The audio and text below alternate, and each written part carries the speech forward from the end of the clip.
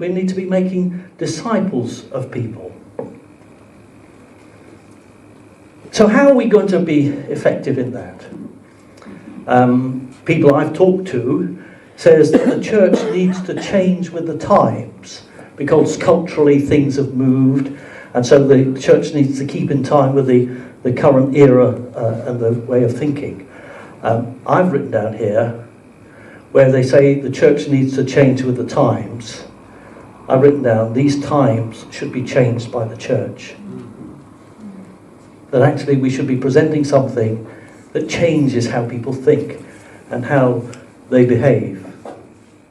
But God so loved the world that he gave his only son, not only on the cross, but he gave him into that society so that they could meet and dialogue and encounter the living God.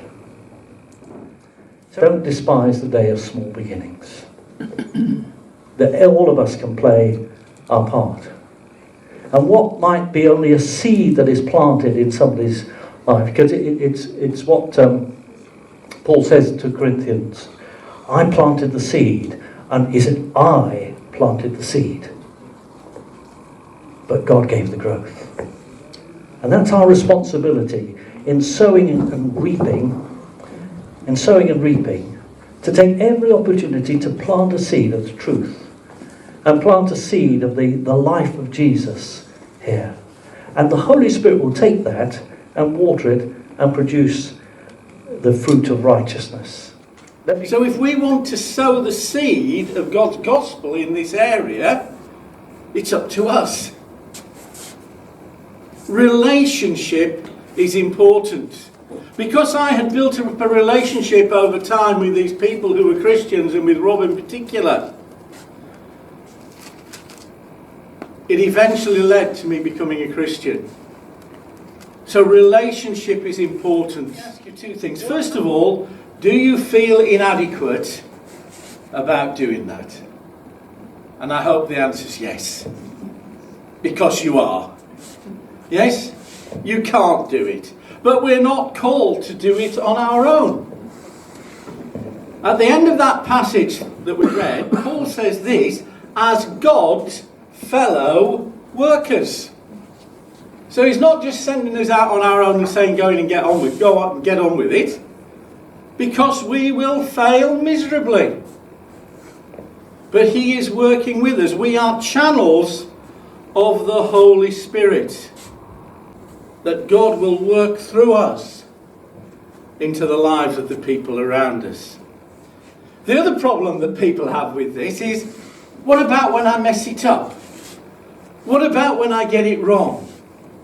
Yeah, because I'm not perfect. Well, true, you're not perfect. You have got all your flaws and your blemishes. Yes? And whatever it is that God's still having to deal with in your life. But God knew that when he appointed you as an ambassador. Because you know, prayer is so very important in all of this, isn't it? That we're talking about being witnesses, we're talking about living our lives among the people around us. But we need to be praying for them as well. And we need to be praying for ourselves as we relate to them. About the individual and personal evangelism and outreach, that's the starting point. Events and services and groups and so on that the church puts on, I would argue, are not the starting point of somebody's journey. Okay? It starts individually, it starts with relationship. With you and with me, and our relationships with people outside the walls of the church.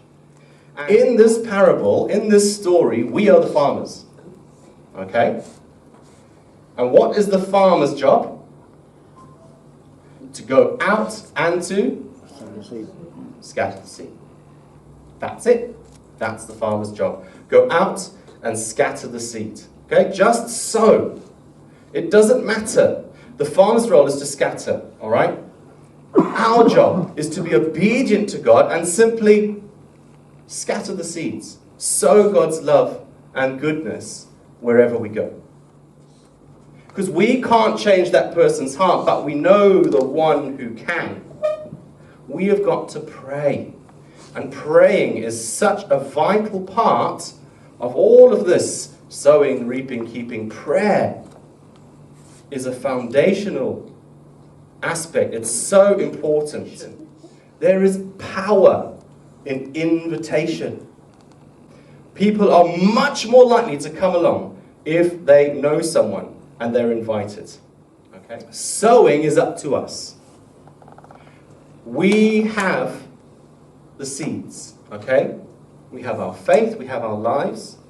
We need to get them out and sow them into the lives of those around us.